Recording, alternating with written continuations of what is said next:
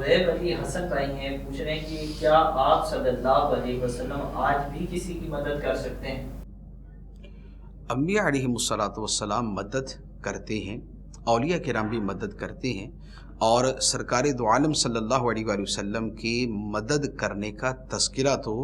باقاعدہ سری واضح احادیث مبارکہ میں موجود ہے۔ میں قرآن مجید کی آیت مبارکہ پڑھ دیتا ہوں، اس سے پتہ چل جاتا ہے کہ مدد ہو سکتی ہے۔ قرآن کی آیت ہے، اللہ تعالیٰ نے ارشاد فرمایا وَلَوْ أَنَّهُمْ إِذْ ظَلَمُوا أَنفُسَهُمْ جَاءُوكَ فَاسْتَغْفَرُوا اللَّهَ وَاسْتَغْفَرَ لَهُمُ الرَّسُولُ لَوَجَدُوا اللَّهَ تَوَّابًا رَحِيمًا۔ فرمایا اور اگر یہ لوگ اپنی جانوں پر ظلم کر بیٹھیں تو اے حبیب تمہاری بارگاہ میں آ جائیں، پھر اللہ تعالیٰ سے مغفرت کی دعا کرے اور رسول بھی ان کی بخشش کی دعا کرتے، تو ضرور اللہ کو توبہ قبول کرنے والا، رحم کرنے والا پائیں گے۔ یہ جو آیت مبارکہ ہے اس میں یہ فرمایا کہ لوگ اگر گناہ کے مرتکب ہو جائیں تو اب اللہ کی بارگاہ میں معافی کا طریقہ یہ ہے کہ آقا کریم علیہ السلام کی بارگاہ میں آ جائیں، آ کے اللہ تعالیٰ کی بارگاہ میں دعا کریں اور نبی پاک علیہ السلام ان کی شفاعت کر دیں۔ یہ جو نا وَاسْتَغْفَرَ لَهُمُ الرَّسُولُ، رسول ان کے لیے بخشش کی دعا کر دیں۔ اگر اسے تھوڑا سا مزید جو ہے وہ واضح اور آسان الفاظ میں کہیں تو یہ کہہ سکتے ہیں کہ رسول بھی اللہ کی بارگاہ میں عرض کر دیں کہ مولا بخش دے، لوگ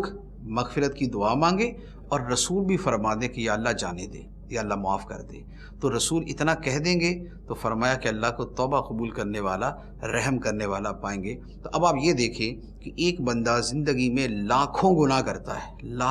کرتا ہے اور ایک نہیں، 1 کروڑ آدمی بھی اگر لاکھوں گناہ کرتا ہے، 1 کروڑ نہیں 1 ارب آدمی بھی اگر لاکھوں گناہ کرتا ہے، اور اس سب کے بعد اگر وہ بارگاہ رسالت میں آ کے رب کی بارگاہ میں دعائے بخشش کرتا ہے اور حضور اللہ کی بارگاہ میں عرض کر دیتے ہیں مولا بخش دے ان کو، مولا ان کو جانے دے، تو اللہ تعالیٰ فرماتا ہے کہ خدا کو توبہ قبول کرنے والا، بخشنے والا، رحم کرنے والا پائیں گے۔ تو اب اس سے بڑھ کے مدد کیا ہوگی کہ اربوں لوگ ہیں، نبی پاک علیہ السلام کے زمانے سے لے کر قیامت تک اربوں لوگ ہیں، یہ اربوں لوگ 1 گناہ کریں یا 1000 کریں یا 1 لاکھ کریں یا 1 کروڑ گناہ کریں، اس کے بعد اگر حضور کی بارگاہ میں آ کے یہ عرض معروض کرے اور حضور ایک مرتبہ شفاعت کر دیں تو خدا ان کو بخش دیتا ہے۔ تو آپ بتا دیں کہ اس سے بڑھ کے اور مدد کیا ہو سکتی ہے؟ تو لہذا سرکار علیہ السلام آج بھی مدد فرماتے ہیں۔ احادیث مبارکہ بھی اس حوالے سے موجود ہیں۔ ایک اور حدیث مبارکہ عرض کر دیتا ہوں، وہ ذرا زیادہ آسانی سے سمجھ آ جاتی ہے۔ بخاری اور مسلم کے اندر بڑی وضاحت کے ساتھ وہ حدیث مبارک موجود ہے کہ شب معراج جب نبی پاک علیہ السلام خدا کی بارگاہ میں گئے اور 50 نمازیں اس امت پر فرض کی گئیں، تو سرکار علیہ السلام جب نمازیں لے کر آئے تو موسیٰ علیہ السلام نے پوچھا کہ یا رسول اللہ کیا ملا؟ تو فرمایا کہ 50 نمازیں۔ فرمایا آپ کی امت نہیں پڑھ سکے گی، جائیں جا کے معاف کروائیے، کم کروائیے۔ نبی پاک علیہ السلام پھر گئے، 5 کم ہو گئی، پھر آ کے بات چیت ہوئی، تو یوں کرتے کراتے 5 نمازیں رہ گئیں۔ یہ جو 50 نمازیں تھیں جو ہم پہ فرض تھیں،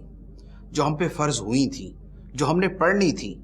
موسیٰ علیہ السلام نے اس رات اگر سفارش نہ کی ہوتی تو آج 50 ہی پڑھ رہے ہوتے، لیکن ان کی مدد سے